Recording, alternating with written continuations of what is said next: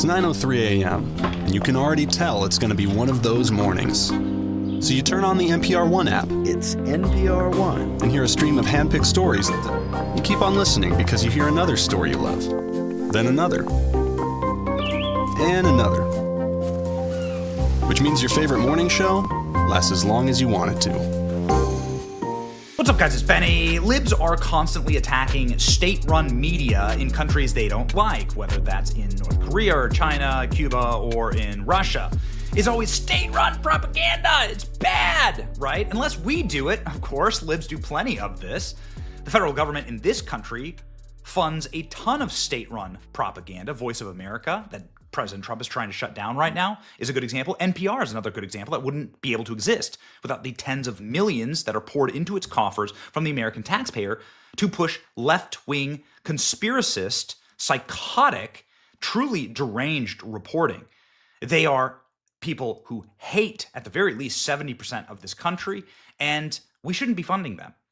Now, has that hatred actually spilled over into a physical attack on Donald Trump? Not just a attack from the press on Donald Trump, funded by the taxpayers, which is insane. We must cut NPR funding. But also a physical attack on Donald Trump. This is getting really scary. Okay, here we go, ladies and gentlemen. First off, the vast majority of Americans want to defund NPR. We should do it. This is a winning issue. Please defund NPR. But then also, you must defund NPR after watching this clip. Check this out. Obviously, you're concerned about the situation in Gaza. What are the hopes now to get the hostages back? She just became a big story tonight, right? Yes, sir. Did you see that? Donald Trump getting hit in the face by a large, heavy microphone right in the mouth while standing on the tarmac at Andrews Air Force Base, waiting for the planes to take off. The reason why there are big mics there is because the plane engines are running, and this is how the reporters get the sound from the principal. But nonetheless, I've never, ever seen a reporter get hit in the face by a mic here. Many people saying, wait a second, this is a horrible threat to Donald Trump. There could be a pathogen on that microphone. It could have been turned into a physical weapon or a biological weapon. There could have been anthrax. There could have been fentanyl. You could have killed President Trump here.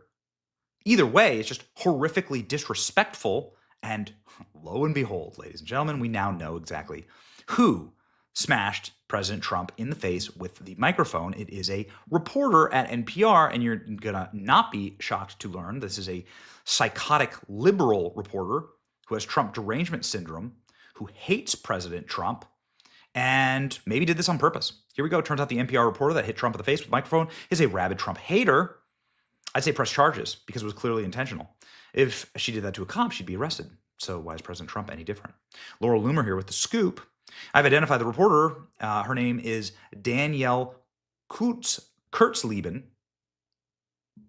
She is a newly appointed White House reporter for NPR, a massive Trump hater and alphabet advocate who once suggested during the 2024 campaign that Trump only spoke in Howell, Michigan because it has ties to the KKK. Did she hit President Trump on purpose?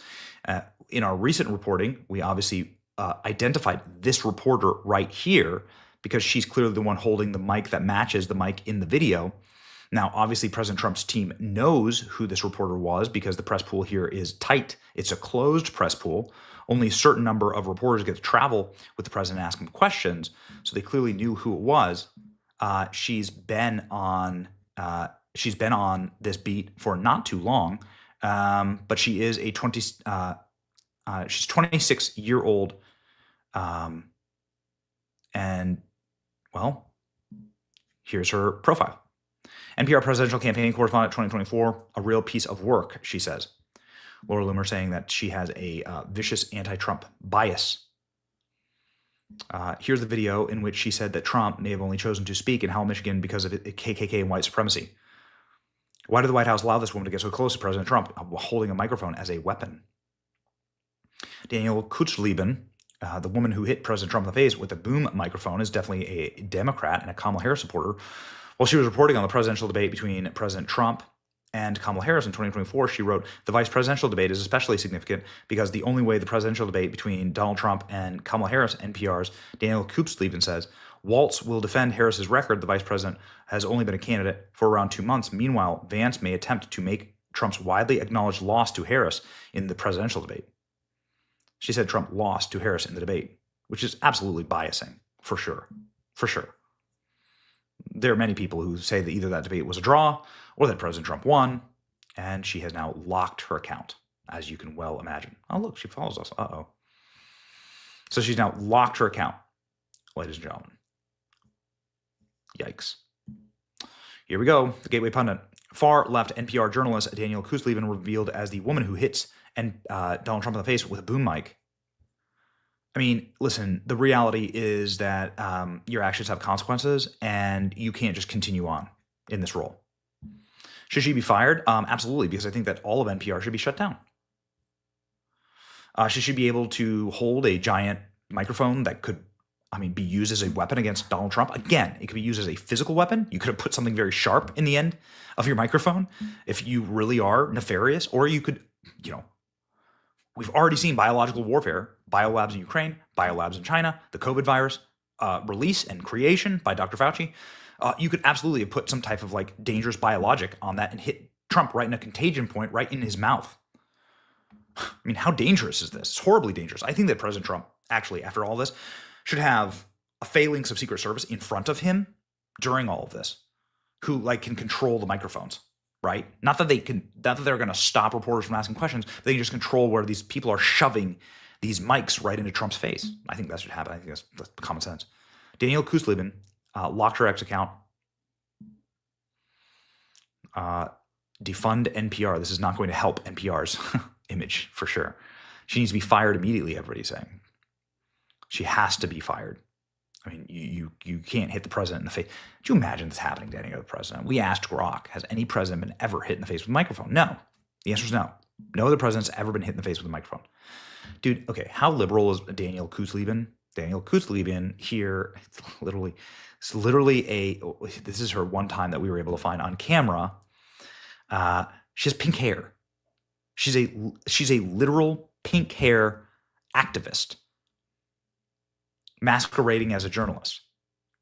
Why did somebody with this extremist activist background get a chance to shove a microphone literally directly into Trump's face? And more importantly, why wasn't this reporter immediately taken away? That's what I want to know, right? This is what I want to know. Why wasn't she immediately removed?